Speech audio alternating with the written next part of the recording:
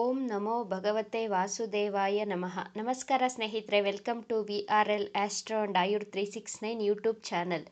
ಧನಸ್ಸು ರಾಶಿಯವರ 2025ರ ವರ್ಷ ಭವಿಷ್ಯದ ಬಗ್ಗೆ ಈ ವಿಡಿಯೋದಲ್ಲಿ ತಿಳಿಸಿಕೊಡಲಿದ್ದೇನೆ.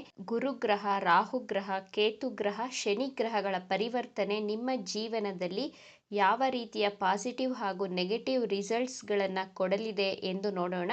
ಮೊದಲಿಗೆ 2025 ಜನವರಿ ತಿಂಗಳಲ್ಲಿ ಗ್ರಹಗಳ ಗೋಚಾರದ ಬಗ್ಗೆ ನೋಡೋಣ. ಕಾಲಪುರುಷನ ಕುಂಡಲಿಯಲ್ಲಿ ಧನಸ್ಸು ರಾಶಿ 9ನೇ ಭಾವವಾಗಿದೆ. ನಿಮ್ಮ ರಾಶ್ಯಾಧಿಪತಿ ಗುರುಗ್ರಹ 6ನೇ ಭಾವದಲ್ಲಿ, ನಿಮ್ಮ ತೃತೀಯ ಭಾವದಲ್ಲಿ ಶನಿಗ್ರಹ, ಶುಕ್ರ ಗ್ರಹಗಳು, ಚತುರ್ಥ ಭಾವದಲ್ಲಿ ರಾಹುಗ್ರಹ, ಅಷ್ಟಮದಲ್ಲಿ ಮಂಗಳ ಗ್ರಹ, ದಶಮ ಭಾವದಲ್ಲಿ ಕೇತುಗ್ರಹ ಸ್ಥಿತವಾಗಿದೆ. ವ್ಯಯಭಾವದಲ್ಲಿ ಬುಧ ಗ್ರಹ, ನಿಮ್ಮ ರಾಶಿಯಲ್ಲಿ ಸೂರ್ಯ ಗ್ರಹ ಸ್ಥಿತವಾಗಿದೆ. ಮೊದಲಿಗೆ ಗುರುಗ್ರಹದ ಪರಿವರ್ತನೆಯಿಂದ ಧನಸ್ಸು ರಾಶಿಯವರ ಜೀವನದ ಮೇಲೆ ಯಾವ ರೀತಿಯ ಪ್ರಭಾವಗಳು ಬೀರಲಿವೆ ಎಂದು ನೋಡೋಣ. ಗುರುಗ್ರಹ 2025 ಮೇ 15ರವರೆಗೂ ನಿಮ್ಮ 6ನೇ ಭಾವದಲ್ಲಿಯೇ ಸ್ಥಿತವಾಗಿದ್ದು, ಮೇ 15ರ ನಂತರ 7ನೆಯ ಭಾವದಲ್ಲಿ ಸಂಚಾರ ಮಾಡಲಿದೆ. 6ನೆಯ ಭಾವ ಅಂದರೆ ಜ್ಯೋತಿಷ್ಯ ಶಾಸ್ತ್ರದಲ್ಲಿ ರೋಗ, ಋಣ, ಶತ್ರುವಿನ ಸ್ಥಾನ ಎಂದು ಕರೆಯಲಾಗಿದೆ. ನನಗೆ ಧನಸ್ಸು ರಾಶಿಯವರು ಕಮೆಂಟ್ಸ್ಗಳಲ್ಲಿ ಕೇಳುವ ಪ್ರಶ್ನೆಗಳು ಪದೇ ಪದೇ ಕೇಳ್ತಾ ಇರ್ತೀರಾ, ಮೇಡಮ್ ನಮಗೆ ವರ್ಕಿಂಗ್ ಪ್ಲೇಸಲ್ಲಿ ಮನೆಯ ಅಕ್ಕಪಕ್ಕ ಶತ್ರುಗಳು ಹೆಚ್ಚಾಗಿ ಇದ್ದಾರೆ ಅಂತ. ಮೇ 15ರವರೆಗೂ ಧನಸ್ಸು ರಾಶಿಯವರಿಗೆ ಹಿತಶತ್ರುಗಳು, ಗುಪ್ತ ಶತ್ರುಗಳು ಇದ್ದೇ ಇರುತ್ತಾರೆ. ಸಾಲಗಳು, ಬ್ಯಾಂಕ್ ಲೋನ್ಗಳು ಸಹ ಇರುತ್ತದೆ. ಎಷ್ಟೇ ದುಡಿಮೆ ಮಾಡಿದರೂ ಯಾವುದಾದರೂ ಒಂದು ಕಾರಣಕ್ಕೆ ಸಾಲ ಮಾಡುವಂತಹ ಪರಿಸ್ಥಿತಿ ಉಂಟಾಗಬಹುದು. ಕೋರ್ಟಲ್ಲಿ ಕೇಸ್ ನಡೆಯುತ್ತಿದ್ದರೆ ಆ ಕೇಸ್ ಮುಗಿಯೋದೇ ಇಲ್ಲ, ತುಂಬ ಎಳೆದಾಡುತ್ತೆ. ವರ್ಕಿಂಗ್ ಪ್ಲೇಸಲ್ಲಿ ಕಾಂಪಿಟೇಟರ್ ತುಂಬ ಹೆಚ್ಚಾಗಿ ಇರ್ತಾರೆ. ನೀವು ಕೆಲಸ ಮಾಡುವ ರೀತಿಯಿಂದ ನಿಮ್ಮ ಮೇಲೆ ಹೊಟ್ಟೆ ಕಿಚ್ಚು ಪಡುವಂತಹ ವ್ಯಕ್ತಿಗಳು ಇರ್ತಾರೆ ನಿಮ್ಮ ಲೈಫಲ್ಲಿ. ಮೇ ತಿಂಗಳವರೆಗೂ ನಿಮಗೆ digestion problem, gastric, acidity, liver related ಸಮಸ್ಯೆಗಳು, ಈ ರೀತಿಯ ಅನಾರೋಗ್ಯ ಸಮಸ್ಯೆಗಳು ಇದ್ದೇ ಇರುತ್ತವೆ. ಮೇ 15ರ ನಂತರ ಗುರುಗ್ರಹ 6ನೇ ಭಾವದಿಂದ ಸಪ್ತಮ ಭಾವಕ್ಕೆ ಸಂಚಾರ ಮಾಡಿದಾಗ ನಿಮ್ಮ ಶತ್ರುಗಳು ಸೈಲೆಂಟ್ ಆಗ್ತಾರೆ. ನೀವು ಕೋರ್ಟ್ ಕೇಸ್ಗಳಲ್ಲಿ ಜಯ ಗಳಿಸುತ್ತೀರಾ. ನಿಮ್ಮ ಕಾಂಪಿಟೇಟರ್ ವಿರುದ್ಧ ವಿನ್ ಆಗ್ತೀರಾ. ಮೇ ತಿಂಗಳ ನಂತರ ನಿಮ್ಮ ಆರೋಗ್ಯದಲ್ಲಿ ಸುಧಾರಣೆಯನ್ನು ಕಾಣ್ತೀರಾ. ಮಿಡ್ ಮೇವರೆಗೂ ಹೆಲ್ದಿ ಫುಡ್ ಹ್ಯಾಬಿಟ್ಸ್ಗಳನ್ನು ಫಾಲೋ ಮಾಡಿ. ನಿಮಗೆ ಅನಾರೋಗ್ಯ ಬಂದ ಮೇಲೆ ಮಾತ್ರೆ, ಮೆಡಿಸಿನ್ ಮೇಲೆ ಡಿಪೆಂಡ್ ಆಗದೆ ಆಹಾರವನ್ನೇ ಔಷಧಿಯಾಗಿ ಸೇವಿಸಿ. ನಮ್ಮ ಅಡಿಗೆ ಮನೆಯೇ ಮೆಡಿಕಲ್ ಸ್ಟೋರ್ ಇದ್ದ ಹಾಗೆ ಸರಿಯಾದ ಆಹಾರ ಪದ್ಧತಿಯನ್ನು ನಾವು ಅಳವಡಿಸಿಕೊಂಡು ಅದನ್ನು ತಿಳಿದುಕೊಂಡಿದ್ದೇ ಆದಲ್ಲಿ ನಿಮಗೆ ಯಾವುದೇ ರೀತಿಯ ಔಷಧಿ, ಮಾತ್ರೆಗಳ ಅವಶ್ಯಕತೆಯೇ ಇರುವುದಿಲ್ಲ. ಮೇ ತಿಂಗಳ ನಂತರ ಧನಸ್ಸು ರಾಶಿಯವರಿಗೆ ವಿವಾಹ ಯೋಗವೂ ಸಹ ಇದೆ. ಯಾರು ಮದುವೆಯ ನಿರೀಕ್ಷೆಯಲ್ಲಿದ್ದೀರೋ, ಗಂಡು ಹೆಣ್ಣನ್ನು ಹುಡುಕ್ತಾ ಇದ್ದೀರೋ ಅಂತಹವರಿಗೆ ಗೋಚಾರದಲ್ಲಿ ಗುರುಗ್ರಹದ ಸಪ್ತಮ ಭಾವದ ಸಂಚಾರದಿಂದ ಮದುವೆ ಫಿಕ್ಸ್ ಆಗುವಂತಹ ಯೋಗ ತೋರಿಸ್ತಾ ಇದೆ. ನಿಮ್ಮ ಮೂಲ ಜಾತಕದಲ್ಲಿಯೂ ನಿಮ್ಮ ದಶಾಭುಕ್ತಿ, ಅಂತರ್ಭುಕ್ತಿಗಳಲ್ಲಿ 7ನೆಯ ಮನೆ ಸ್ಟ್ರಾಂಗ್ ಆಗಿದ್ದರೆ, 7ನೆಯ ಮನೆ ಇಂಡಿಕೇಟ್ ಆದರೆ 99% ಮ್ಯಾರೇಜ್ ಆಗುವಂತಹ ಸಾಧ್ಯತೆಗಳು ಹೆಚ್ಚಾಗಿದೆ.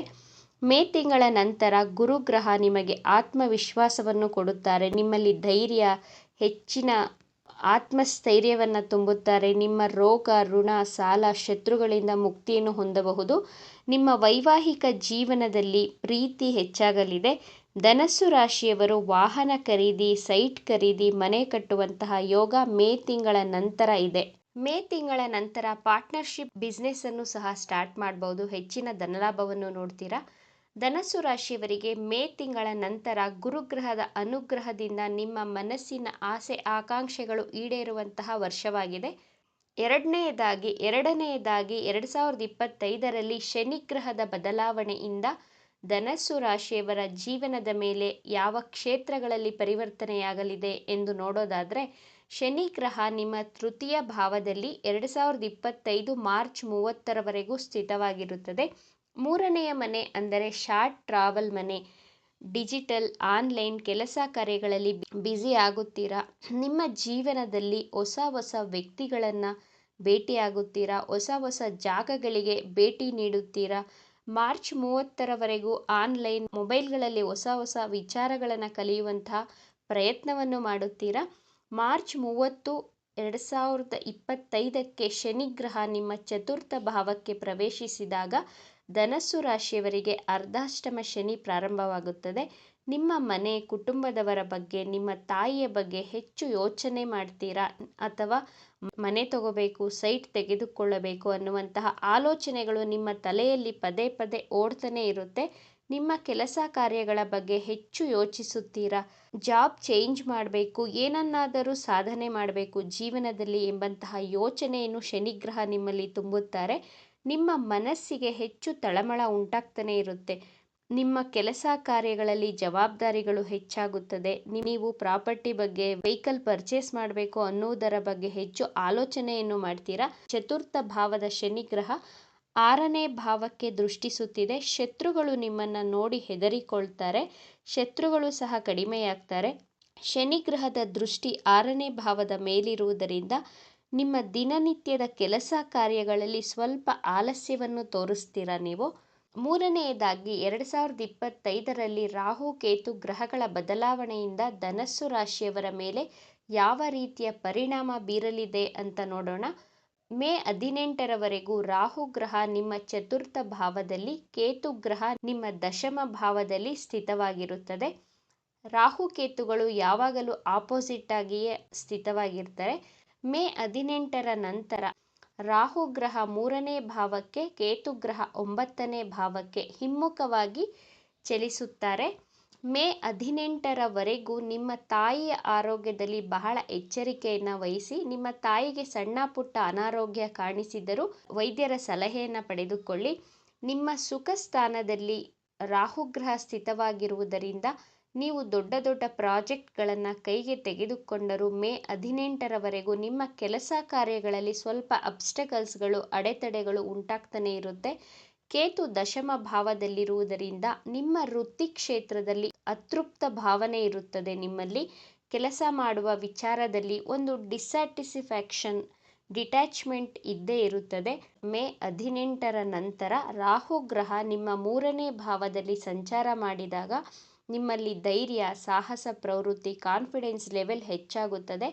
ಆನ್ಲೈನ್ ಮಾರ್ಕೆಟಿಂಗ್ ಫೀಲ್ಡಲ್ಲಿ, ಡಿಜಿಟಲ್, ಸೋಷಿಯಲ್ ಮೀಡಿಯಾದಲ್ಲಿರುವವರಿಗೆ ಹೆಚ್ಚಿನ ಧನಲಾಭವಾಗಲಿದೆ. ಟ್ರಾವೆಲ್ ಏಜೆನ್ಸಿಯವರಿಗೂ ಹೆಚ್ಚು ಧನಲಾಭವಾಗುವಂತಹ ವರ್ಷವಿದು. ಕೇತು ನಿಮ್ಮ ನವಮ ಭಾವದಲ್ಲಿ ಸಂಚಾರ ಮಾಡಿದಾಗ ಮೇ 18ರ ನಂತರ ನೀವು ಧಾರ್ಮಿಕ ಯಾತ್ರೆಗಳನ್ನು ಮಾಡುವಂತಹ ಯೋಗವಿದೆ. ನಿಮ್ಮ ತಂದೆಯ ಜೊತೆ ಹೆಚ್ಚು ವಾದ ಮಾಡಬಾರದು.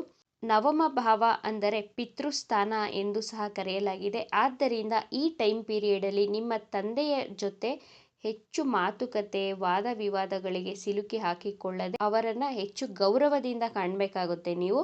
ಕೇತು ನವಮ ಭಾವದಲ್ಲಿ ಸಂಚಾರ ಮಾಡಿದಾಗ ಈ ಟೈಮ್ ಪೀರಿಯಡಲ್ಲಿ ನಿಮ್ಮ ಮನಸ್ಸು ಆಧ್ಯಾತ್ಮಿಕತೆಯ ಕಡೆ, ಧಾರ್ಮಿಕತೆಯ ಕಡೆಗೆ ವಾಲುತ್ತದೆ. ನಿಮ್ಮ ಜಾಬ್ ಹಾಗೂ ಬಿಸ್ನೆಸ್ಸಲ್ಲಿ ಅತಿ ಹೆಚ್ಚು ಲಾಭ ಗಳಿಸಲು ಗುರುವಿನ ಬೀಜ ಮಂತ್ರವನ್ನು ಪಠಿಸಬೇಕಾಗುತ್ತದೆ.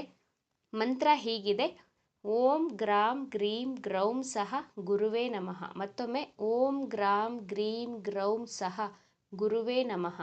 ಈ ಮಂತ್ರವನ್ನು ಪ್ರತಿನಿತ್ಯ 21 ಬಾರಿ ಪಠಿಸುತ್ತಾ ಬನ್ನಿ. ಎಲ್ಲವೂ ಶುಭವಾಗುತ್ತದೆ. ಈ ವಿಚಾರಗಳು ನಿಮಗೆ ಇಷ್ಟ ಆಗಿದೆ ಅಂತ ಭಾವಿಸ್ತಾ ಇದ್ದೇನೆ. ಇಷ್ಟ ಆಗಿದ್ದರೆ ನಮ್ಮ ಚಾನಲನ್ನು ತಪ್ಪದೇ ಸಬ್ಸ್ಕ್ರೈಬ್ ಮಾಡ್ಕೊಳ್ಳಿ. ಈ ವಿಡಿಯೋಗೆ ಒಂದು ಲೈಕ್ ಕೊಡೋದನ್ನು ಮರಿಬೇಡಿ. ಈ ವಿಡಿಯೋವನ್ನು ನಿಮ್ಮ ಫ್ರೆಂಡ್ಸ್ ಆ್ಯಂಡ್ ಫ್ಯಾಮಿಲಿ ಗ್ರೂಪಲ್ಲಿ ಹೆಚ್ಚು ಹೆಚ್ಚು ಶೇರ್ ಮಾಡಿ. ನಿಮ್ಮ ಅಭಿಪ್ರಾಯಗಳನ್ನು ತಪ್ಪದೇ ಕಮೆಂಟ್ ಮಾಡಿ. Thank you friends.